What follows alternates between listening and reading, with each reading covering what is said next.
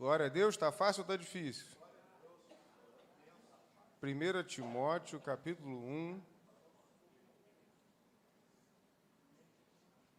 Vamos ler do 12 ao 17. Algumas Bíblias têm aí no subtítulo A Graça na Vida de Paulo. E de manhã o pastor Tiago falou sobre graça. Sermão maravilhoso, por sinal.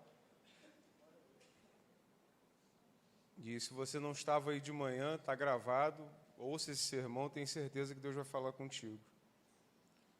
Primeira carta de Paulo a Timóteo, capítulo 1, vamos ler do 12 ao 17. Todos acharam, amém? Dou graças a Cristo Jesus, nosso Senhor, que me fortaleceu e me considerou fiel, designando-me para o ministério. A mim, que no passado era blasfemo, perseguidor e insolente, mas alcancei misericórdia, pois fiz isso na ignorância, na incredulidade. Transbordou, porém, a graça de nosso Senhor, com a fé e o amor que há em Cristo Jesus. Esta palavra é fiel e digna de toda aceitação, que Cristo Jesus veio ao mundo para que eu tivesse um carro do ano. É isso, não? Que Cristo Jesus veio ao mundo para que eu pagasse todas as minhas contas. É isso? Cristo Jesus veio ao mundo para que eu fosse pleno e feliz e belo. Não. Não. Que Cristo Jesus veio ao mundo para salvar os pecadores, dos quais, o apóstolo Paulo diz, eu sou o principal. Mas por esta mesma razão me foi concedida misericórdia, para que em mim, que sou o principal pecador, Cristo Jesus pudesse mostrar a sua completa longanimidade e eu servisse de modelo para todos os que hão de crer nele para a vida eterna. Assim, ao Rei eterno, imortal, invisível, Deus único, honra e glória para todos sempre. Amém. Vamos orar? Querido Deus e eterno Pai, que o Senhor possa tomar a Tua igreja, a minha vida, no Teu entendimento, na Tua sabedoria que vem do alto, para que a palavra que será ministrada hoje possa causar transformações definitivas nos corações e mentes daqueles que a ouvirem. Que Teu Espírito opere aqui nesse lugar, e que tudo que é do homem, da vaidade, do orgulho, caia por terra, para que a Tua glória resplandeça, essa glória que o Senhor não divide com ninguém. Nós Te louvamos, ó Pai, pela Tua fidelidade, o Teu amor, e Te agradecemos em nome de Jesus. Amém. Graças a Deus. Graças a Deus. Irmãos, nós continuamos, né? Porque faz muitos... Acho que se a gente pregar todo domingo, nós vamos dizer que nós estamos vivendo tempos difíceis, né? Então, eu vou dizer que nós continuamos vivendo tempos difíceis, né? Continuamos vivendo tempos muito difíceis. E são tempos onde muitos de nós, a sociedade hoje, em geral, ela quer o tempo todo fugir de responsabilidades. Sabe como é que eu vejo isso? É na falta de vontade que as pessoas têm hoje de ter filhos. Você pode ver hoje um monte de casais que se casam e dizem, não quero ter filhos. E aí, se você for a fundo e questionar o porquê que não se quer ter filhos, as respostas são as mais egoístas possíveis. E não é por menos que pautas como o aborto têm avançado no país. Porque as pessoas não querem cuidar daquilo que não pode cuidar de si mesmo. As pessoas não querem mais assumir responsabilidades. O que importa hoje é eu ser feliz, eu fazer a minha viagem do ano, eu ter o meu candidato preferido eleito, eu torcer para o meu time de futebol, eu tomar a minha bebida do fim de semana.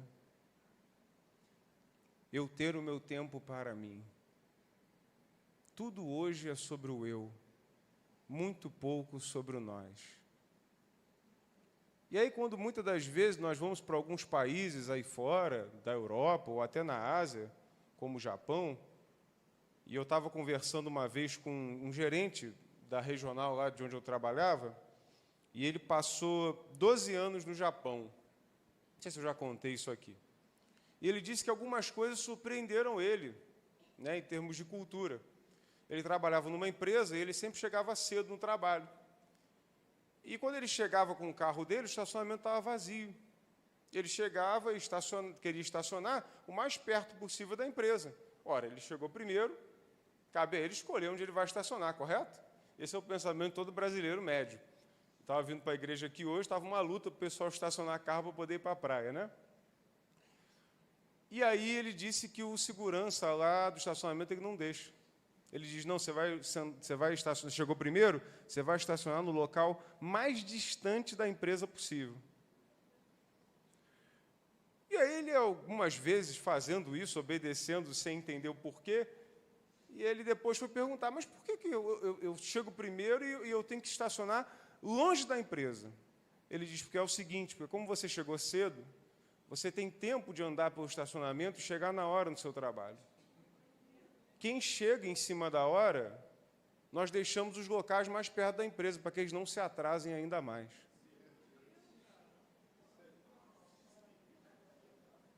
Para a gente é maluquice, né? Para eles, não. Para eles é senso de coletividade, de sociedade. É de entender que o que importa não é a minha vantagem, é a vantagem de todos.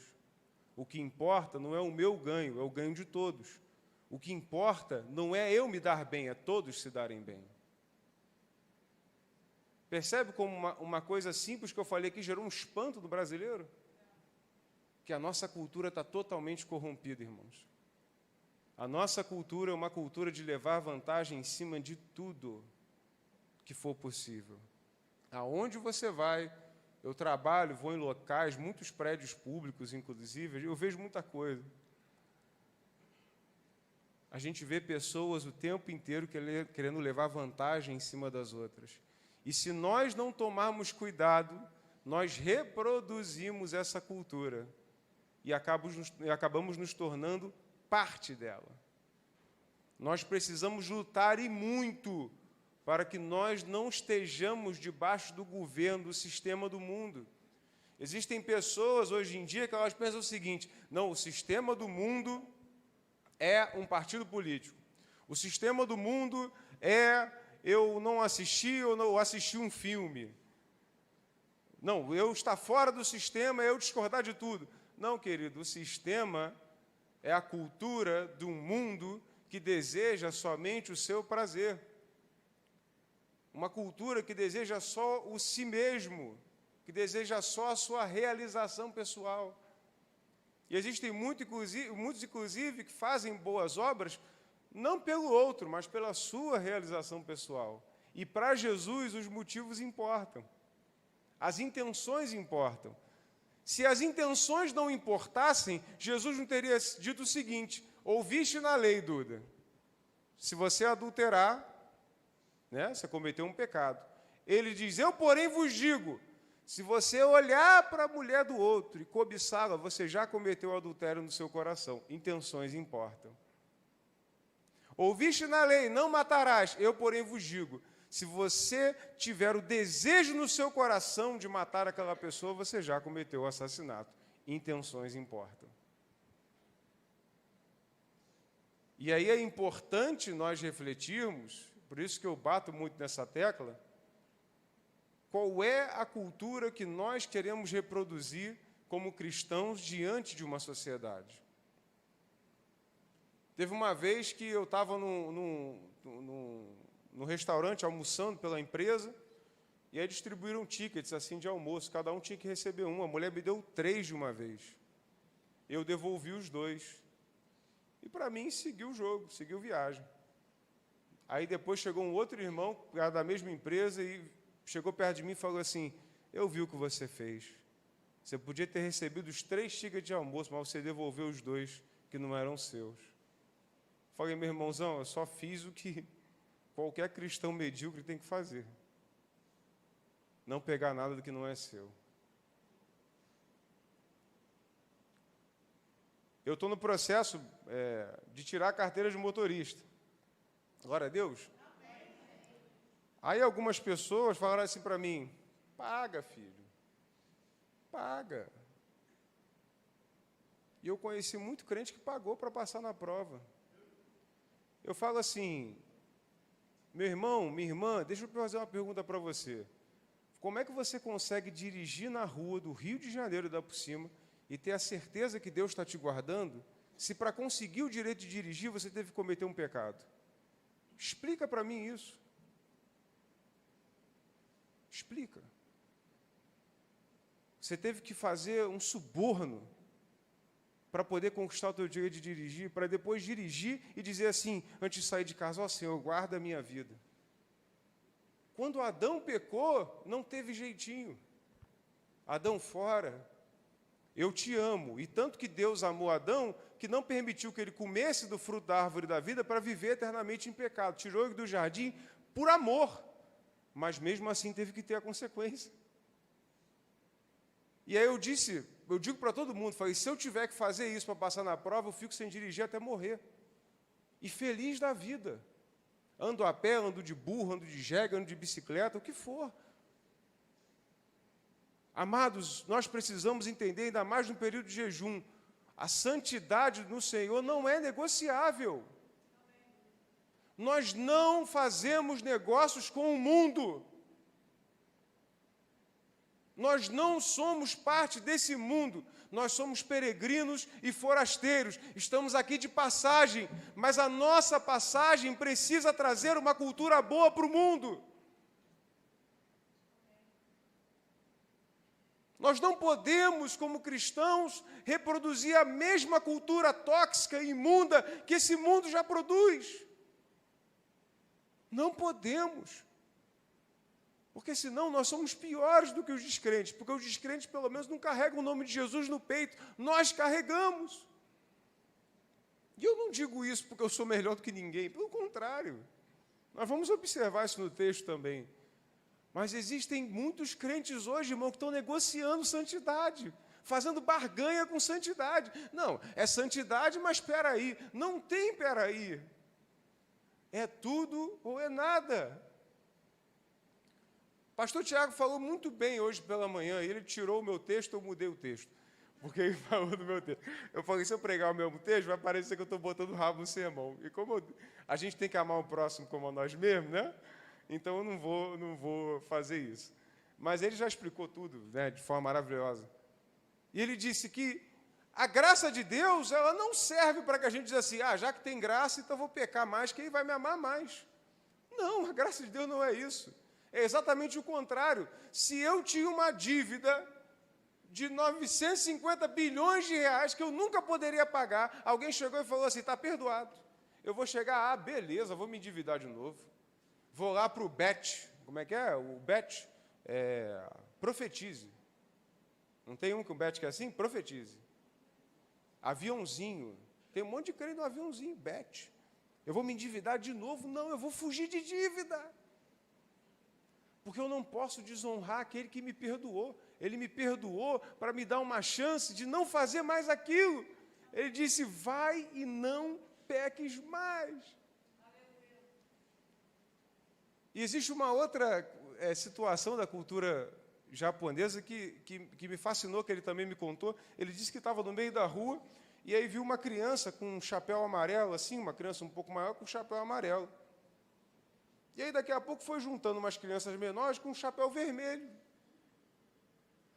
Aí ele, o que é isso? Aí perguntou para alguém que estava do lado e falou, não, aqui é o seguinte, essa criança mais velha é a responsável da semana de conduzir os mais novos para a escola, ajudar eles a atravessar a rua, para eles chegarem lá em segurança. Toda semana é feito um revezamento e uma criança diferente, ela é separada para esse fim.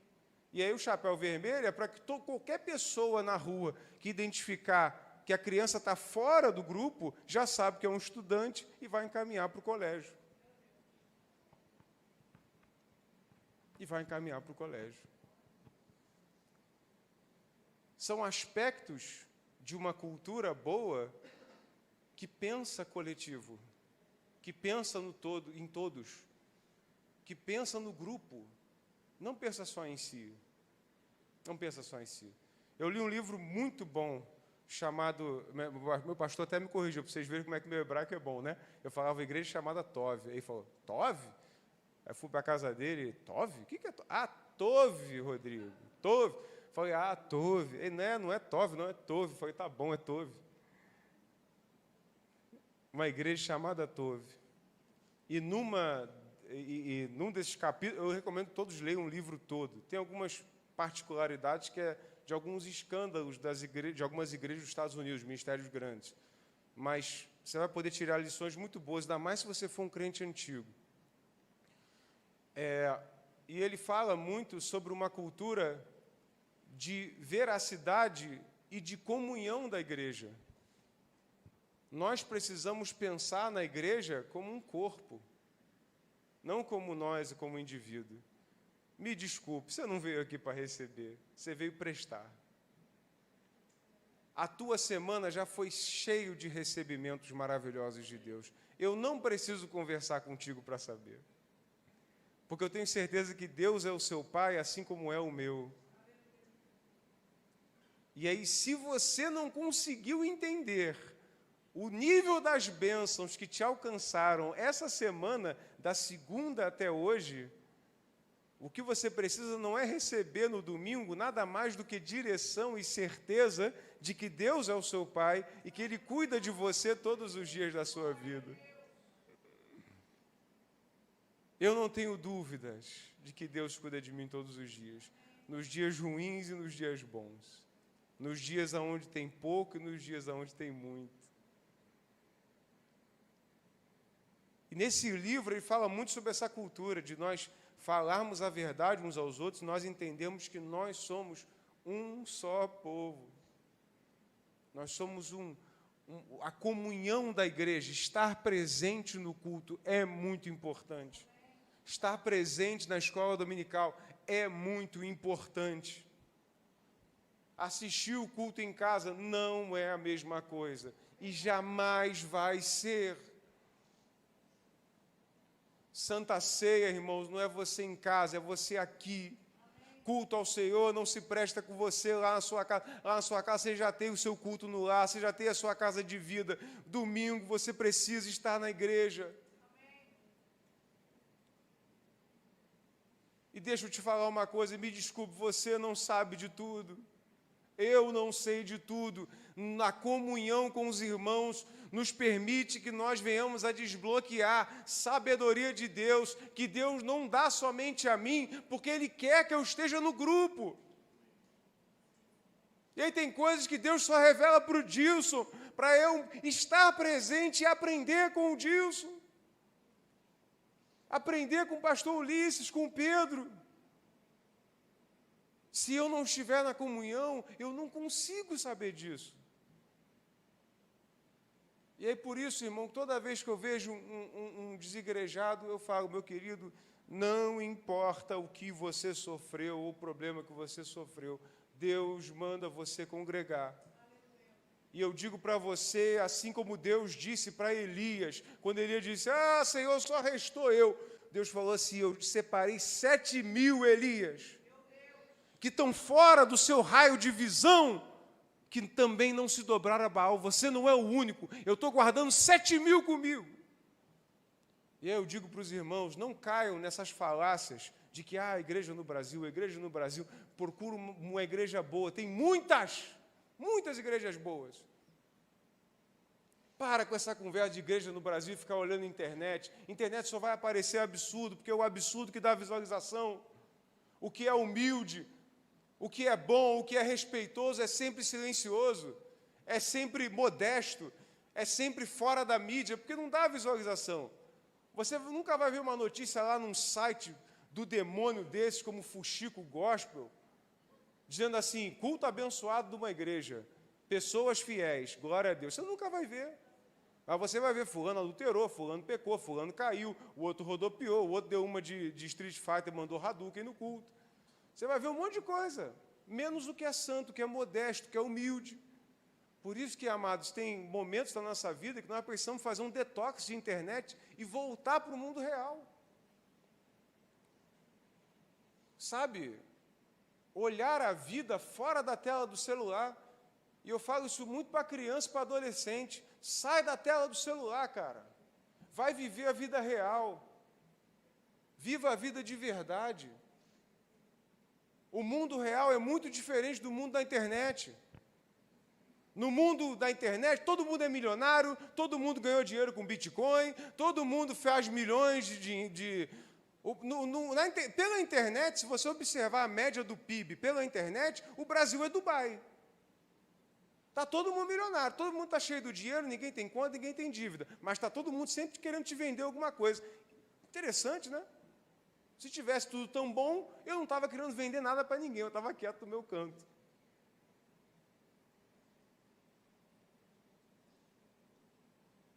A internet está fritando seus miolos. Sai um pouco dela e, o jejum é uma excelente oportunidade para isso. Excelente oportunidade para isso. Só abra o Instagram na hora da live do jejum, todo dia, às 9h. Aí você abre o Instagram. Com força, com fé. Fora isso, desliga o telefone e vai embora. Os melhores dias da minha vida são quando eu não ponho a mão no telefone. São os dias mais felizes da minha vida. Recebe essa palavra em nome de Jesus. Aproveita esses 40 dias de jejum, sai da internet. Sai de zap, para de receber tragédia. Para de olhar a grama do vizinho como se fosse mais verde. O que Deus te deu é muito precioso. E vamos aprender a nós, como igreja, desenvolver a nossa cultura de bondade, que não é baseado nos ganhos que esse mundo pode oferecer, mas naquilo que Jesus já entregou para nós. A salvação e a certeza de que eu não vou perecer junto com esse mundo. Eu não vou perecer junto com esse mundo. Alguém está comigo? Amém. Você vai perecer junto com esse mundo? Não, né? Eu também não vou. Eu tenho certeza. Por isso que as músicas que mais me tocam hoje, falando de louvores, é a música que fala da volta de Jesus. Tem gente que fala assim, pastor, meu irmão, é para mim, eu amo a minha família, os irmãos, que eu vou encontrar todos vocês na glória. Né? Mas eu digo, se eu morrer, dá uma chorada, né, para mostrar que vocês se importavam comigo, né, um pouquinho, mas depois faz uma festa. Eu vou estar lá junto com Jesus, feliz da vida. Estou doido para ir para lá. Estou doido para ir para lá. Doido para ir para lá, irmãos. Eu acho que todo cristão precisa ser assim. Todo cristão precisa ser assim. A bênção, o prazer que Ele tem para nós, é muito, infinitamente maior e melhor do que qualquer coisa que o mundo possa te oferecer. Quantos irmãos, eu não sei porque eu estou totalmente fora do que eu escrevi, mas quantos irmãos eu não tenho visto, queridos, que estão trabalhando, porque eu tenho que ter, eu tenho que comprar, eu tenho que ter, eu tenho que comprar, eu tenho que publicar, eu tenho que postar, eu tenho que mostrar que eu estou bem, eu tenho que mostrar que eu tenho dinheiro, e trabalho, e nunca tem nada. Você realmente acha que Deus te privaria de te dar alguma bênção? Se você tem trabalhado e não tem nada, é porque Deus quer que você trabalhe menos. E você vai ter a mesma coisa, ou talvez até mais. Sabe por quê? Porque Ele é o teu Pai. Ele é o teu Pai. Eu não sei vocês, irmão, mas qualquer coisa que eu pedisse para o meu pai, que tivesse nas forças dele, meu pai faria de tudo para fazer por mim. Ele só não iria fazer o que não desse para ele fazer mesmo, mas se tivesse no alcance dele, ele se esforçava ao máximo. Quanto mais Deus. Ele pode piscar os olhos e todo mundo aqui ficar milionário. Por que ele não faz isso? Já parou para pensar? Quem você seria em Deus se fosse um milionário? Será que você ajudaria todas essas pessoas que você disse que ia ajudar? será que você faria todos esses bens ou você se esqueceria do Senhor? Eu não sei, mas Deus sabe. Eu sei que eu, como técnico de elétrica, nunca vou ficar rico. E não espero dar nada melhor para os meus filhos. Não vou criar essa expectativa neles e também não vou querer que a vida deles seja baseada em ganhos. Mas eu quero que seja baseada em princípios e valores. Todo pai quer dar o melhor para o seu filho, não é verdade, irmãos? Mas eu tenho certeza que muito mais do que o dinheiro, ou a faculdade, ou a escola que eu possa pagar para o meu filho, muito mais é um pai saudável, presente na vida dele, temendo a Deus e participando do crescimento dele. Isso é muito mais importante do que dinheiro, eu tenho certeza. Então, se você está se matando de trabalhar, não está vendo teus filhos crescerem, passe a orar a Deus para que você veja. Porque nada mais importa na vida deles do que a sua presença.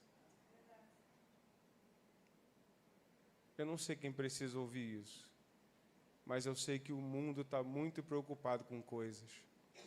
E Deus quer que você se desprenda das coisas para ter completo prazer e satisfação nele. E eu te faço uma pergunta que você não precisa responder. Você tem completa satisfação em Deus?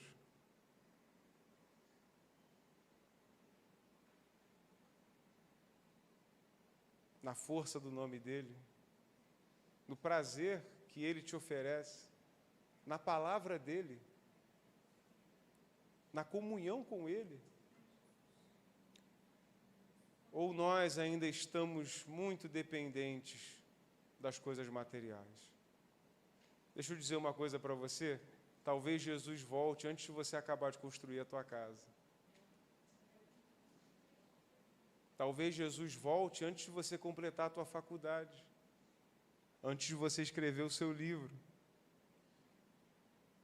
Talvez Jesus volte antes de você terminar o seu doutorado. Por isso, cuide-se para que o seu coração não esteja no doutorado, não esteja na obra da sua casa, não esteja no seu terreno ou na sua casa de praia, mas que o seu coração esteja em Deus. E se você souber que a tua casa de praia, que o teu PhD vai roubar o teu coração de Deus, se desfaça dele ainda hoje, se você puder. Em nome de Jesus. Porque importa muito mais a tua salvação do que os teus bens. Os bens que você deixar só vai servir para criar briga entre os herdeiros. Alguém concorda aí, não? Onde se vê um terreno que é parente brigando? É briga, é separação de parente, é guerra. Estou mentindo? Tem uma história minha muito próxima, aí, muito perto do meu coração, que uma pessoa que lutou muito para dar terreno e bem para todo mundo, só serviu para criar briga, intriga e deixar todo mundo relaxado. O certo mesmo, eu digo, não era ter dado nada, era ter deixado ralar e conquistar, porque quando rala e conquista, cuida. Quando não rala, quando ganha de mão beijada, não cuida. Essa é a verdade. Essa é a verdade. Por isso eu digo, assim como eu sou um papai novinho, eu digo para minha esposa, graças a Deus a minha mulher é mulher de Deus. Fala, amor, não estou preocupado em dar o melhor colégio, não vou conseguir dar mesmo. Se Deus quiser, papai do céu abençoe, mas eu não vou conseguir dar. Não vou conseguir dar a melhor casa, tenho certeza disso. Mas agora eu posso ser o homem e o pai que Deus quer que eu seja. E isso, meu querido e minha querida, sempre será suficiente. Você é pedreiro, você é auxiliar de serviços gerais, você é porteiro, você é entregador, você sabe que talvez você nunca vai ser um doutor na sua vida, não fique preocupado, só seja um homem e uma mulher de Deus, fiel a Deus. Isso vai bastar. E na eternidade a gente vai ver como é que vai ficar. Em nome de Jesus. Mas dito isso, se você puder melhorar, se esforçar, estudar, faça isso. Mas a minha advertência é, não ponha o seu coração nisso. Você foi avisado, não ponha o seu coração nisso. Jesus está às portas. Ele vai voltar. Nenhum glória. Fala sério, teu coração fica um pouco preocupado quando a gente fala de volta de Jesus, né? Você ainda está com um pouco de medo? Não precisa responder. Mas só digo uma coisa, o verdadeiro amor lança fora todo medo. Você não precisa ter medo, não é pelo teu mérito que você é salvo. Só permanece firme. Você sabe o que você tem que fazer. Não tenha medo. Jesus vai vir para te salvar e fazer justiça nesse mundo. Existem muitos cristãos sofrendo injustamente nesse mundo e Deus vai fazer justiça no tempo certo. Mas vamos ao texto. O apóstolo Paulo está escrevendo a carta para o seu discípulo, Timóteo. Nós estamos falando da filhos. Paulo chamava Timóteo de filho na fé. E então Paulo, na sua apresentação da carta, ele vai falar para Timóteo dar um registro, né? Registrar. Com certeza Paulo já tinha falado isso para Timóteo pessoalmente. O que Deus tinha feito na vida dele. E nós vamos acompanhar um pouco do testemunho pessoal de Paulo. Paulo falando do seu próprio testemunho. E aí ele vai começar com um princípio muito interessante. Dou graças a Cristo Jesus, nosso Senhor, que me fortaleceu e me considerou fiel, designando-me para o ministério. Vale lembrar, irmãos, que Paulo foi chicoteado, foi preso, 40 anos de açoite, menos um, fustigado com varas, o barco dele naufragou. Quem pode listar mais coisas? O que mais aconteceu com Paulo? Foi preso, cárcere inferior, picado por cobra, nudez, fome, escassez. E ele diz aqui para Timóteo, dou graças a Cristo Jesus, porque Ele me fortaleceu e me considerou fiel, designando-me para o ministério.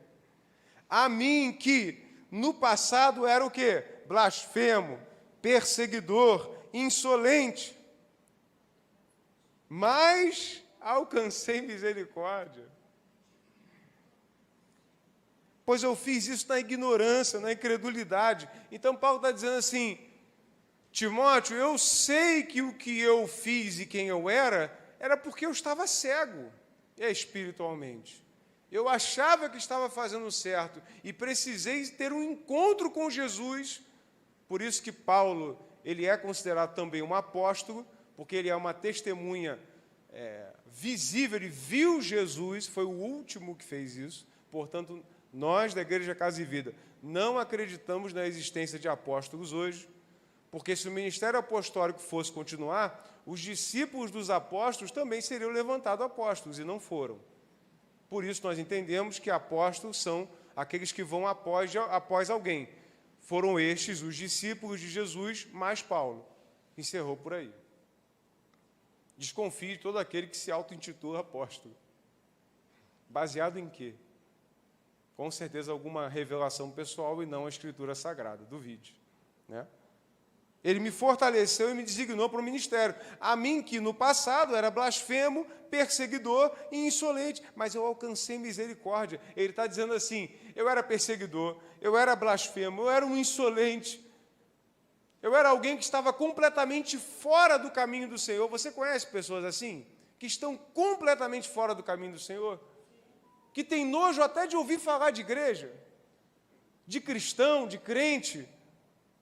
Você conhece pessoas assim? Paulo era assim, mas Paulo mudou. Se ele mudou, o teu vizinho também pode ser mudado. O viciado da tua rua pode ser mudado. O ladrão da sua rua pode ser mudado, pode ser transformado. Se Paulo, dessa forma, foi mudado, perseguidor do próprio povo de Deus, o seu vizinho também pode ser mudado, o seu parente também pode ser transformado. Seu pai, o seu tio, o seu primo, o seu sobrinho, seu filho, pode ser mudado pelo poder que há no nome de Jesus. Mas alcancei misericórdia, pois fiz isso na ignorância, na incredulidade. Aí você pode dizer assim, então o apóstolo Paulo está dizendo que porque ele fez algo por ignorância, ele não precisa de arrependimento. Mas olha o que ele vai dizer no próximo versículo. Transbordou, porém, a graça de nosso Senhor, com a fé e o amor que há em Cristo Jesus. Ou seja, Por mais que você tenha cometido um pecado na sua ignorância e que você não soubesse o pecado que estava cometendo, isso não anula o fato de que você também precisa se arrepender daquele pecado feito por ignorância e entender que até mesmo ele precisa de redenção pela graça de Jesus. Não é porque eu sou ignorante com relação a algum erro que eu cometi no passado que eu não preciso me redimir diante de Deus. Eu não preciso ser remido por Jesus. Na lei, até o pecado cometido na ignorância tinha o sacrifício de uma rolinha. Então, a figura da lei, como não existe mais sacrifício de animais, até o pecado pela ignorância foi transpassado em Jesus, Cordeiro de Deus, que tira o pecado do mundo. Portanto, Paulo está dizendo, olha, Timóteo, eu fiz por ignorância, mas não quer dizer que eu não precisava de redenção. Quando você for pregar para aquela pessoa, pô, eu fiz, mas eu não sabia que estava errado. Tudo bem, querido, tudo bem. Mas mesmo que você não saiba, agora você sabe. Não esqueça de se arrepender, de se humilhar diante de Jesus. Às vezes as pessoas dizem assim, pô, pastor, mas quando a gente vai pregar o evangelho, a gente não pode falar que a pessoa está errada para se arrepender. Ué, gente, mas se não se arrepender, não tem reino de Deus. Quantos hoje na casa do Senhor estão vivendo sem arrependimento?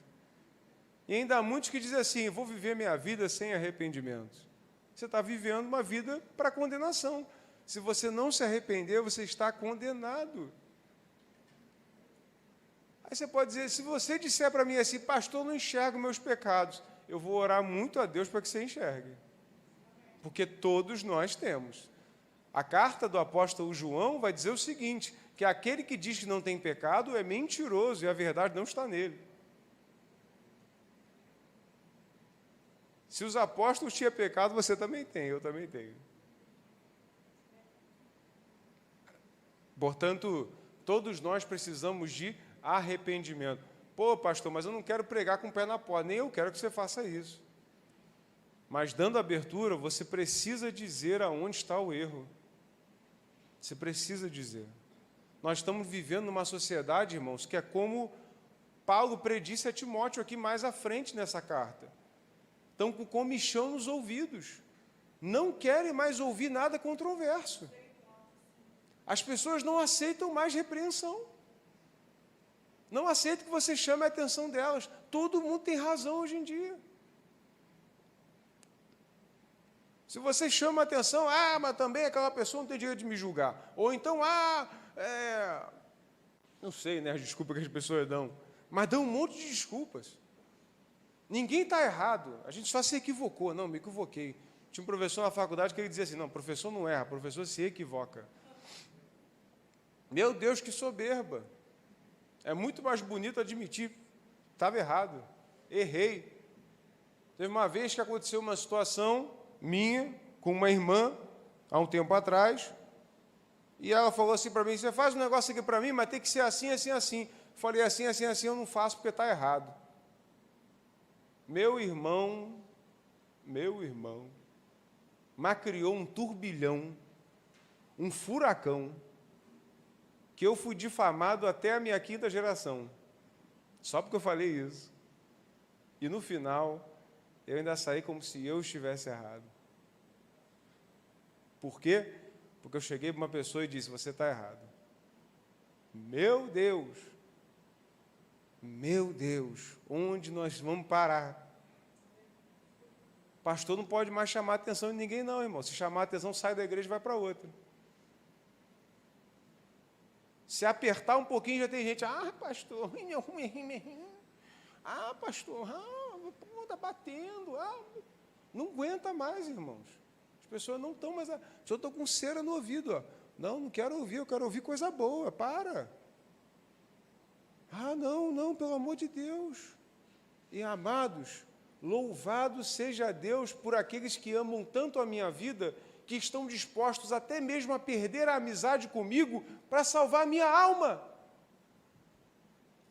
Quantas vezes o meu pastor já falou coisas comigo que eu não gostaria de ouvir, e muitas das vezes arriscou até mesmo que eu fosse embora, Mas ele sabia que ele precisava falar, e graças a Deus que falou.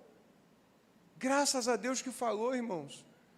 Porque quem ama a nossa vida de verdade não pode percorrer o caminho mais fácil. Eu dou graças a Deus pela minha esposa, que muitas das vezes fala coisas que eu não gosto de ouvir, mas que eu preciso ouvir. São esses que me amam de verdade, são esses que te amam de verdade. Se você um dia encontrar um pastor que não cobra a sua presença na igreja, que não cobra a tua presença numa casa de vida, num ministério, numa cela, ou seja lá o nome que for, esse pastor não te ama. Ele, no máximo, só quer o teu dinheiro e a tua presença para tirar uma boa foto. Agora, se você tem um pastor que cobra a tua presença, que sente a tua falta, que liga para você, que pergunta, irmão, cadê a tua leitura da palavra? Cadê a tua oração? Está no jejum? Cadê seu nome? Esse te ama. Mas a cultura tóxica do prazer do ser humano tomou tanto conta de nós que nós não conseguimos enxergar isso. E a gente acha que quem ama a gente é quem fala tudo que a gente quer ouvir. Quantos jovens aí, adolescentes, estão saindo de casa porque encontra um estranho, um iníquo, um ímpio, que fala tudo que a menina quer ouvir. E aí sai da casa dos pais, meus pais, vou sair. Aí vai para o primeiro drogado que aparece no meio do caminho. Desgraça a vida todinha. Aí depois, papai e mamãe me salva. Tome tenência, que quem te ama é muitas vezes quem fala coisas que você não gosta de ouvir. Que Deus possa te dar a sabedoria do Senhor do alto, para que você possa reconhecer as pessoas que verdadeiramente te amam. Porque, muitas das vezes, irmãos, as exortações são feitas aqui nesse púlpito. Eu lembro que o pastor, uns domingos atrás, fez uma exortação, aí começou um burburinho. Ninguém vai falar de jejum, não sei o quê. Graças a Deus por isso. Que é uma pessoa que não está só preocupada se você está dando o teu dízimo, não, está preocupado com a tua vida. Isso aqui é igreja, irmão, isso aqui não é brincadeira, não. Tem muita gente brincando de evangelho, brincando com santidade, brincando com a presença de Deus. Eu não costumo nem abrir os olhos quando eu estou ministrando o louvor. Hoje de manhã abri, vi uns 15 que estavam totalmente fora do culto. Preciso falar, totalmente fora do culto, voando.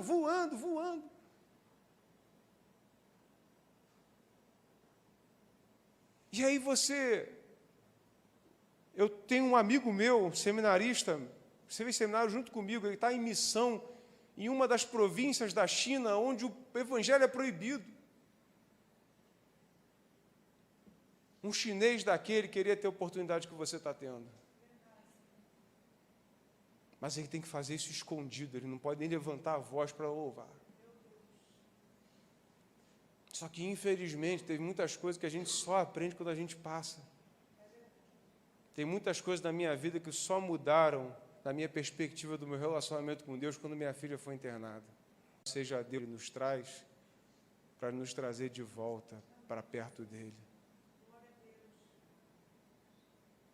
Eu acho que os crentes hoje precisam aprender a reconhecer quem são os pastores que realmente amam a vida deles e quem só quer tirar a lã da ovelha. Você chama a atenção de um irmão, ele fica um mês sem vir.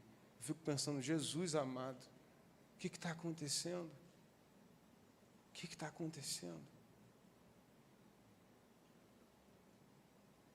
E aí, muitas das vezes, vai conversar com o outro passa a mão na cabeça, fala, Jesus do céu, me ajuda.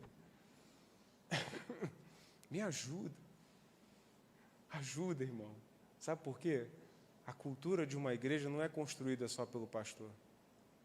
Ela é lançada do pastor até a igreja, e a igreja melhora e devolve isso para a comunidade. Nós somos protestantes, correto? Correto? E qual foi um dos princípios da reforma protestante? O sacerdócio universal de todos os crentes.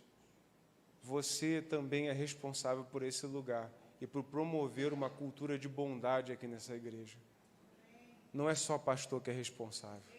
Tem gente que olha e fala assim, já tem 5 pastores, podia ter 20, você continua sendo responsável. Podia ter 30, podia ter mais pastor do que gente aqui. Você ainda continua sendo responsável. Não tem como fugir dessa responsabilidade. Ah, pastor, mas eu não quero fazer parte de nenhum ministério. Azar o seu, é muito bom fazer parte de um. Que você possa um dia abrir os seus olhos para isso, o quanto é bom ter um serviço em Deus.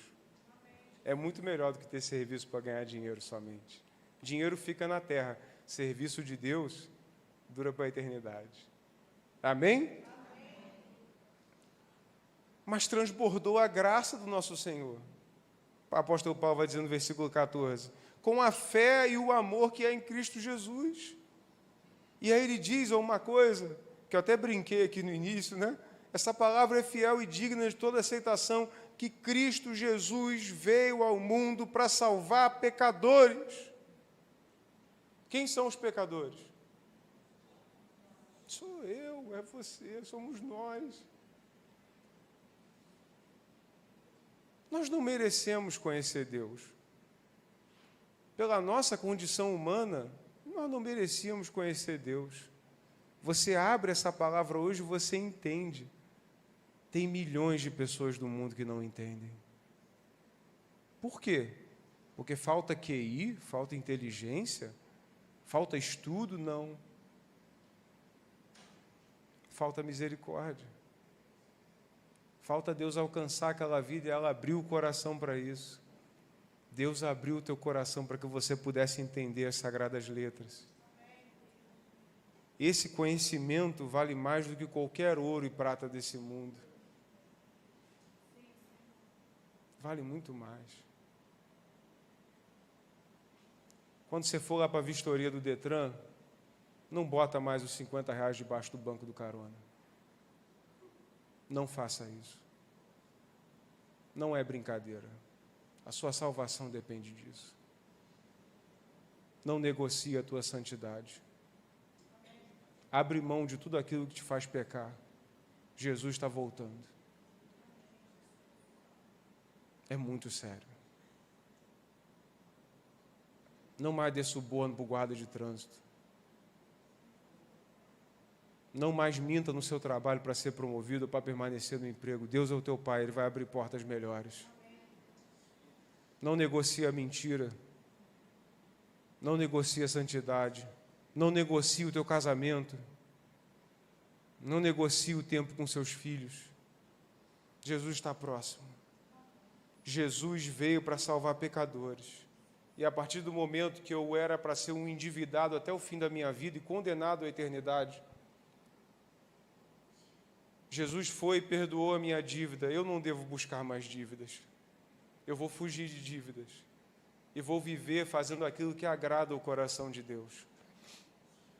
Eu sei que para alguns aqui estão pensando assim, meu Deus, eu não consigo compreender isso, que o Espírito Santo possa entrar no seu coração para que você compreenda. Eu oro muito por isso, muito por isso. Eu oro muito pelos de fora, irmão, mas também oro para os de dentro, para que aqueles que estão dentro, mas que estão com o coração fechado, os olhos fechados ainda, com tampões nos ouvidos, Senhor, tira, porque vão ser cobrados em dobro. Porque conhecem. Jesus veio para perdoar os nossos pecados e nos dar vida eterna em Cristo Jesus. A nossa vida, portanto, em Deus é de alegria, é uma vida alegre, é uma vida de paz. Por quê? Porque nós sabemos que nós não dependemos dos bens materiais para viver bem. Nós já temos o que é mais importante, um Pai que cuida de nós. Ele diz, ainda que a sua mãe, que te amamenta, esquecer de você, eu não me esquecerei de você, diz o Senhor. Ele é o seu Pai. Não se preocupe com aquilo que você precisa ter ou pagar, porque Ele cuida da sua vida. Mas, por essa mesma razão, versículo 16, me foi concedida misericórdia, aleluia, para que em mim, que sou o principal pecador, Cristo pudesse mostrar a sua completa longanimidade e eu servisse de modelo para todos os que hão de crer nele para a vida eterna. Paulo está feliz, irmãos. Olha, escuta isso. Paulo está feliz porque a sua vida, que era tranquila, boa, com a aliança do Império Romano, fabricando tendas, com uma vida legal, bem de grana, bem de vida, Deus tirou ele daquela vida, fez ele cair do cavalo, ficou cego, voltou, como crente, passou dificuldade que ele nunca passaria se ele fosse ainda fariseu. E ele está dizendo, obrigado, Jesus, porque o Senhor me permitiu que pela minha vida, eu que sou o principal pecador, os gentios pudessem compreender que essa salvação também pode ser para eles. Paulo estava feliz por queimar a sua vida em amor a Jesus. Paulo estava feliz porque ele entendeu que nenhum dinheiro, riqueza, ou posição, ou cargo desse mundo poderia ser tão importante quanto ser um embaixador de Cristo.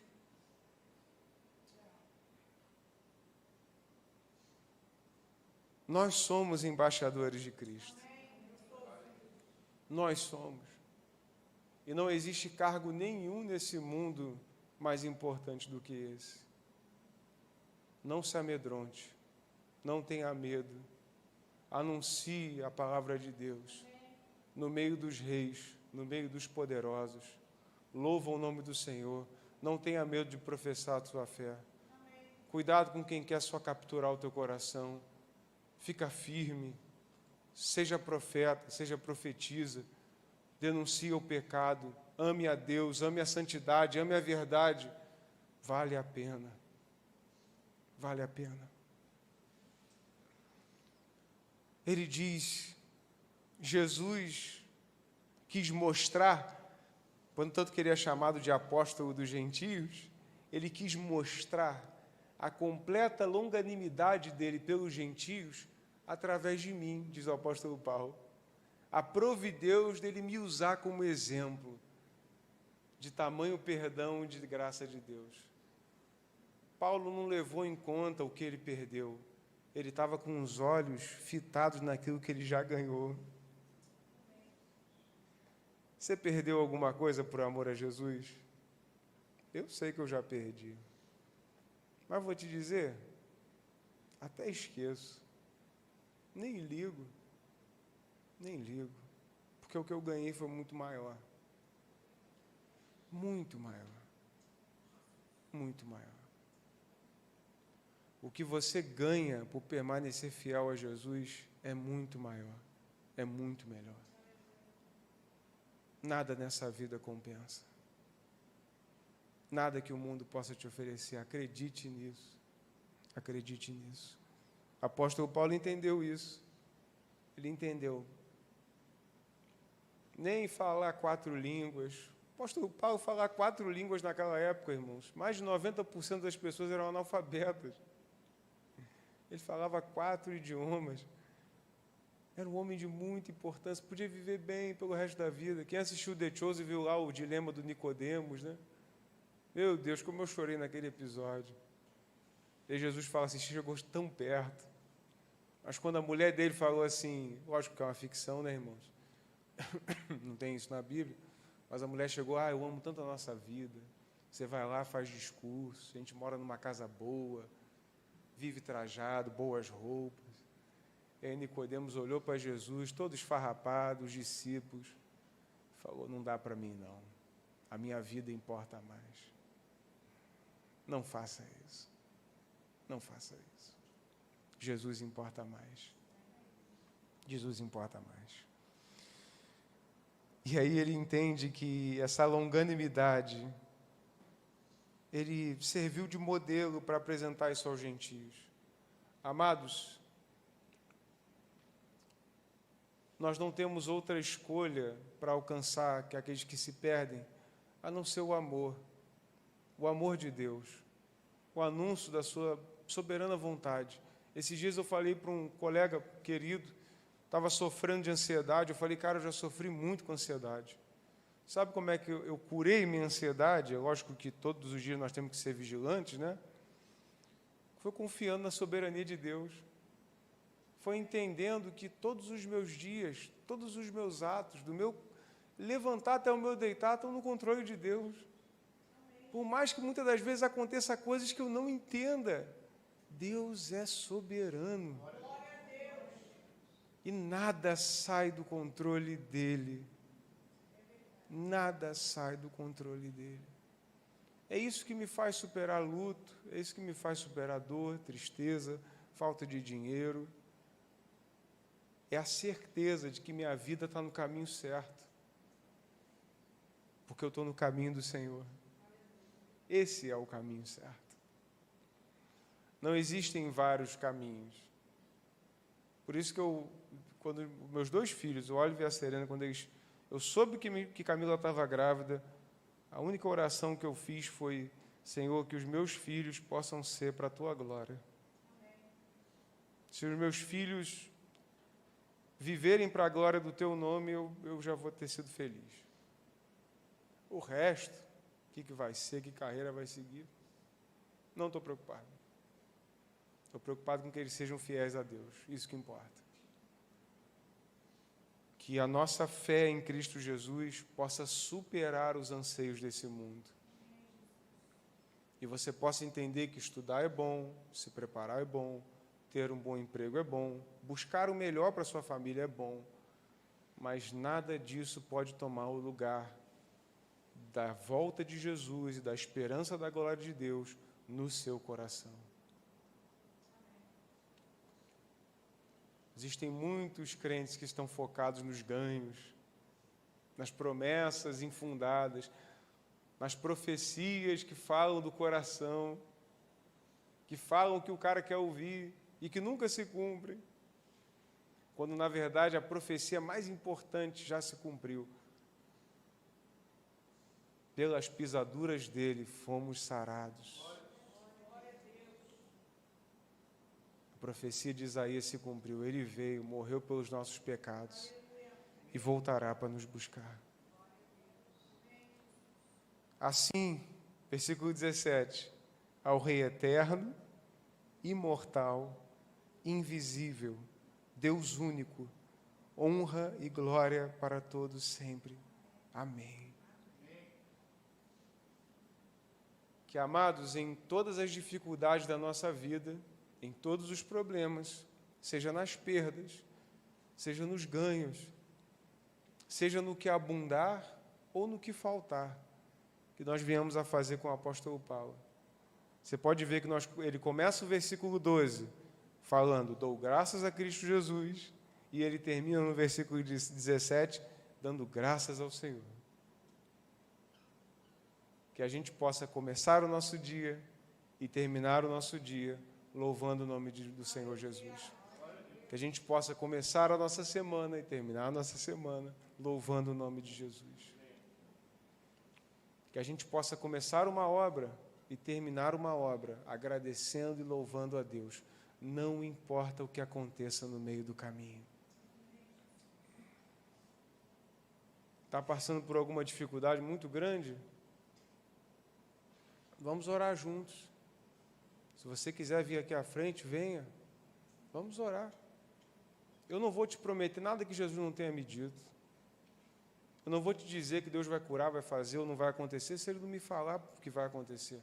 Mas uma coisa eu sei, Ele vai estar contigo até o fim. E isso eu posso te garantir. Não te garanto que Ele vai curar, que Ele vai fazer, que Ele vai restaurar, ou que Ele vai salvar uma ou outra pessoa, mas eu sei que Ele vai estar contigo te consolando e te acompanhando em todas as tuas batalhas, porque assim tem sido com a minha vida e assim também é com a tua vida, em nome de Jesus. Queria te convidar a ficar de pé. Tenho certeza que nesse período aí, pastor Lucas separou um hino, e eu queria que você meditasse nessa palavra hoje. Se de alguma forma falou o teu coração, eu queria que o meu desejo é que a certeza e a alegria do Senhor tome conta do teu coração, para que o teu coração não fique mais inquieto, desejando demais o mundo, desejando coisas que vão passar, que vão acabar, mas desejando aquilo que é eterno, que é verdadeiro. Isso é o que importa. Isso é o que importa.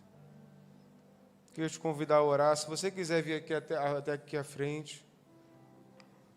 Eu sei que eu já estou com vontade de chorar, né? Então, vou sentar naquela bateria e vou chorar um pouquinho diante do Senhor. Se você quiser fazer isso no altar, fique à vontade para vir até aqui à frente e se derramar diante do Senhor, enquanto nós louvamos a Ele.